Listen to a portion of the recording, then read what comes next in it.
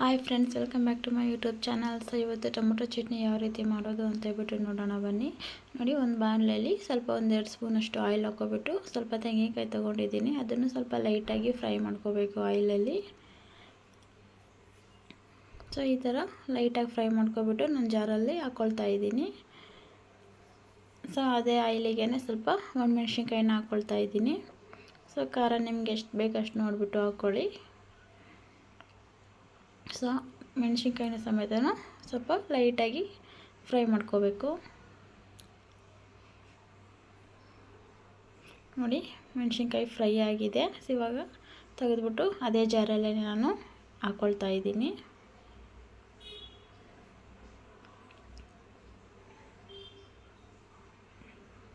So ಅದೇ ಆಯಿಲಿಗೆ ಸ್ವಲ್ಪ ಉದ್ದಿನಬೇಳೆ ಹಾಕ್ಕೊತಾ ಇದ್ದೀನಿ, 1-2 ಸ್ಪೂನಷ್ಟು. ಅದನ್ನು ಅಷ್ಟೇ ಸ್ವಲ್ಪ ಲೈಟಾಗಿ ಫ್ರೈ ಮಾಡ್ಕೋಬೇಕು.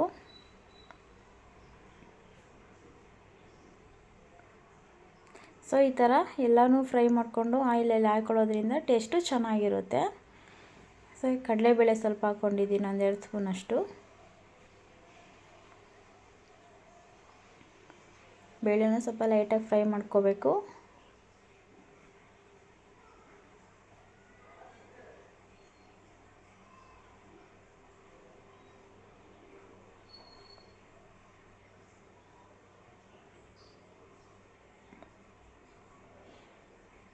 ಸೊ ಬೇಳೆನೂ ಫ್ರೈ ಆಗಿದೆ ನೋಡಿ. ಇಷ್ಟು ಲೈಟಾಗಿ ಫ್ರೈ ಆದರೆ ಸಾಕು. ಅದೇ ಜಾರಿಗೆ ಹಾಕ್ಕೊಳ್ತಾ ಇದ್ದೀನಿ ನಾನು. 1-2 ಬೆಳ್ಳುಳ್ಳಿ ತೊಗೊಂಡಿದ್ದೀನಿ, 1-2 ಎಸಳು.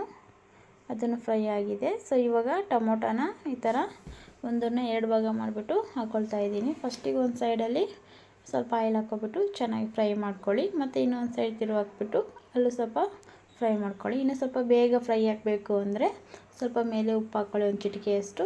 ಟೊಮೊಟೊ ಬೇಗ ಸಾಫ್ಟ್ ಆಗುತ್ತೆ. ಸೊ ಆ ಟೊಮೊಟೊನ ಜಾರಿಗೆ ಹಾಕ್ಕೊತಾ ಇದ್ದೀನಿ. ಅದಕ್ಕೆ 1 ಸ್ಪೂನಷ್ಟು ಜೀರಿಗೆ ಹಾಕ್ಕೊಳ್ತಾ ಇದ್ದೀನಿ. ಒಂದು ಸ್ವಲ್ಪ ಹುಣಸೆಹಣ್ಣು ಹಾಕ್ಕೊಳ್ತಾ ಇದ್ದೀನಿ.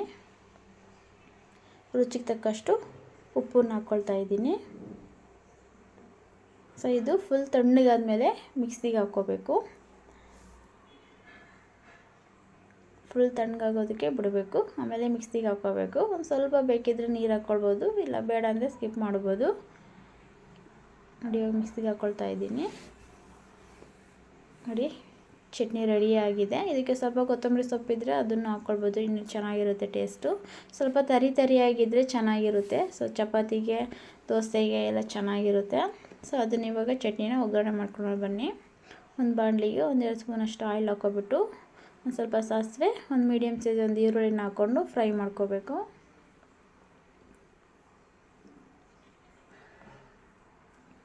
ಈರುಳ್ಳಿ ಬ್ರೌನ್ ಕಲರ್ ಬರೋವರೆಗೂ ಫ್ರೈ ಆಗಬೇಕು ಸ್ವಲ್ಪ.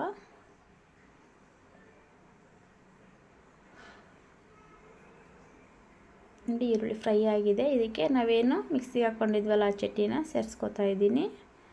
ಸೊ ಹಾಕ್ಕೊಬಿಟ್ಟು ಚೆನ್ನಾಗಿ ಮಿಕ್ಸ್ ಮಾಡ್ಕೊಳ್ಳಿ. ಇದಕ್ಕೆ ನೀರೇನು ಸೇರಿಸ್ಬೇಡಿ, ಅದೇ ಡ್ರೈಯೇ ಇರಲಿ, ಹಂಗೇ ಚೆನ್ನಾಗಿರುತ್ತೆ. ನೀರು ಹಾಕಿದ್ರೆ ಅಷ್ಟು ಟೇಸ್ಟ್ ಇರಲ್ಲ.